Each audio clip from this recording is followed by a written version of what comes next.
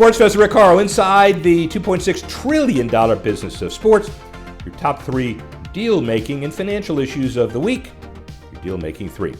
First, right after the Milan Cortina Olympics are over, Innovero and Tasso combines with a blood doping deal that ties into growth hormone, and the approach is not as invasive as it used to be, and it'll deal with the urine primary analysis sample type, but 0.5 milliliter blood sample alternatives seem to be lowering athlete burdens, expanding what anti-doping programs can test for, and also for the athletes as well. Random tests could be even more effective and easier to administer. So we'll see what happens with that long term, but certainly for mass spectator events, that's going to be a big deal in the future. That's number 1. Number 2, look at Whoop. Years ago, they were a sign and a dream in a Harvard Law student's eye. Now, a partnership with Ferrari and expanding wearables across the entire team.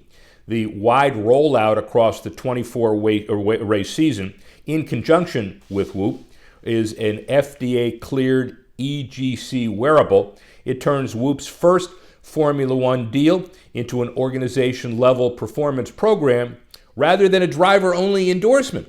And at the end of the day, this is going to lead to a number of other Whoop expansions in other contexts across the globe. You can be sure of it. And that's number 2. Number 3, the Florida Senate advanced what is called the Teddy Bridgewater Act.